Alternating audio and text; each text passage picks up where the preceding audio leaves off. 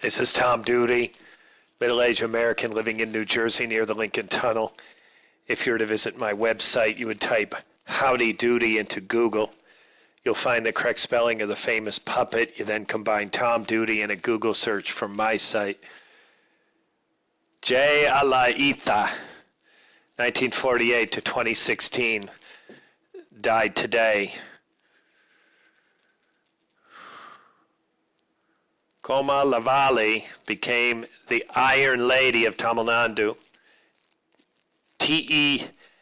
Narasimhan and Girish Babu, Chennai, December 6th, 2016, 12:15 a.m. Jayalalithaa, the actress turned politician who held the chief minister's chair in Tamil Nadu for 4 terms, did not have an easy journey. However, the swarm against the tide to become Amma, as she's affectionately called by her party men. When she became a phenomenon in state politics of Tamil Nadu, on her way, she earned herself many titles, from Amma to Purachi Thalaivi and the Iron Lady, even as many criticized her for ruling the state with an iron fist. Those who supported her, including many corporate leaders, lauded her style of functioning. She exuded power and moved the masses with her communication skills. Born Nataka,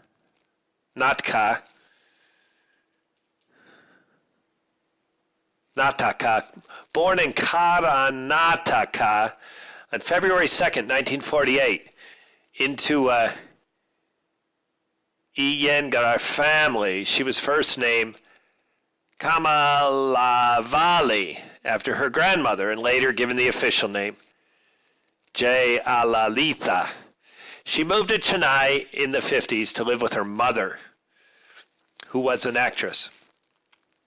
A shy young girl, Jayalalithaa had been a topper at the Bishop Cotton Girls High School in Bengaluru and at the Church Park Presentation Covenant in Chennai. Though her family was prosperous when Jayalalithaa was a young child, things changed later on. To support the family, her mother took up acting as a profession, and young Jaya joined her as a 16-year-old. As an unmarried woman, Jayalalithaa for a long time was not very close to the families of her brother and other relatives. Meanwhile, she was close to her aide, Sasikala, and her family, who also got her into trouble on several occasions. As an actor, her first Kannada movie was a blockbuster, and so was her debut Tamil movie, Venira Aida, in 1965. Over the decade, she acted in 140 films: Tamil, Telugu, Kannada,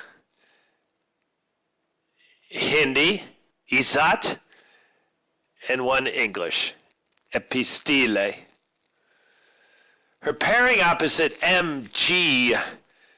Ramachandran, MGR, who would later join politics and become chief minister, was much loved. In fact, it is MGR who believed to have inspired Jayalalithaa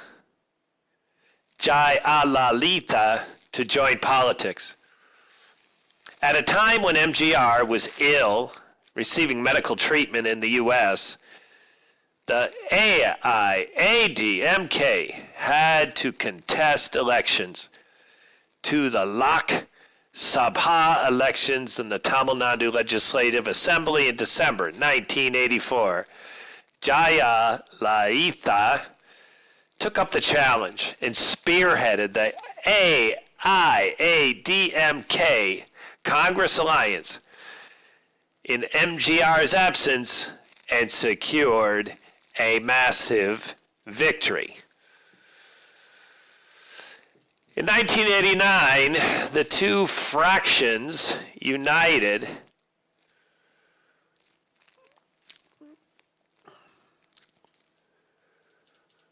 and Jayalalithaa was unanimously elected the General Assembly of the party. She contested the Legislative Assembly election and became the first woman leader of the opposition in the State Assembly. The same year, she led an AIADMK Congress alliance to an historic victory in the general elections in Tamil Nadu. True, there was a vitriolic opposition to Jayalalitha's ascendancy in the Tamil politics, especially from M.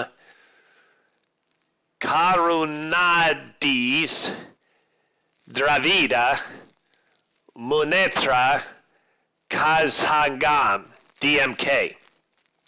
But she conquered all challenges once she was attacked by the members of DMK, the ruling party, the assembly, and she left the House, vowing to return only as chief minister. 2 years later, 1991, she became the chief minister of the state. She formed the government in alliance with the Congress, which was riding on sympathy wave following Rajiv Gandhi's assassination at the election rally near Chennai.